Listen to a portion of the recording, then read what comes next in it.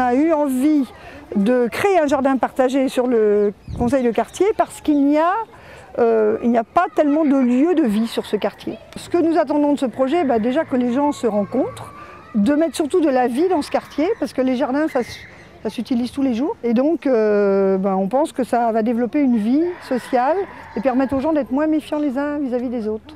Avant de placer déjà l'idée des jardins partagés, on en a parlé déjà entre nous, conseil du quartier, et on a parlé aux habitants pour savoir est-ce que l'idée elle est bonne ou pas, et est-ce que les habitants ils sont favorables pour cette idée. Et quand on a trouvé qu'il y a vraiment beaucoup d'habitants qui sont pour, et c'est là qu'on a mis le projet en route. Ce projet peut apporter au quartier le fait que les personnes puissent se rencontrer encore plus, parce que je sais qu'il y a des moyens qui sont mis en place, mais le fait de jardiner, je pense qu'il y a plus de complicité entre les gens, un apprentissage aussi, parce que je pense que certaines personnes connaîtront mieux la terre, l'agriculture, et puis en fait c'est un échange, je pense.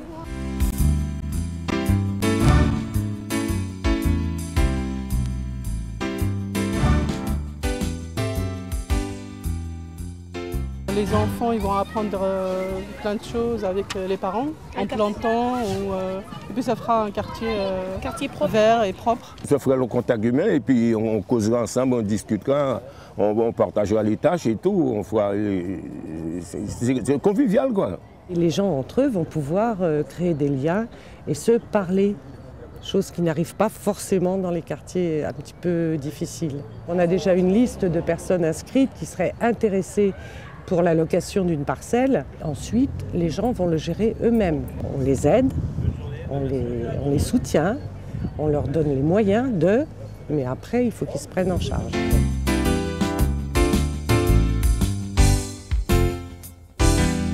Pour tout ce qui est jardin partagé, la Maison de l'Environnement a un rôle d'aide et de conseil, puisqu'on a une outil-tech très fournie dans lesquelles les gens peuvent venir se renseigner sur différentes techniques de jardinage par exemple. Yeah.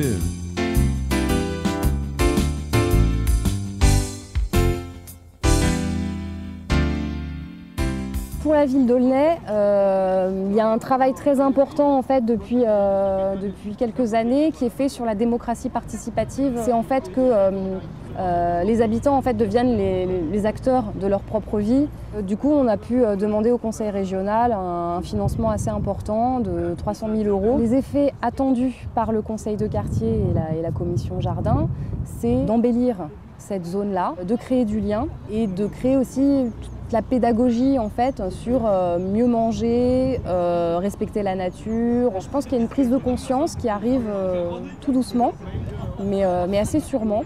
Nous, notre rôle, c'est de sensibiliser les personnes pour qu'ils puissent être intéressés pour tout ce qui est les techniques du jardinage, tout ce qui est sur le développement durable en fait. Ensuite, quand ils auront les techniques du jardinage et qu'ils sont intéressés et qu'ils veulent continuer, on pourra leur proposer en 2013 le jardin partagé qui sera à la queue de porte.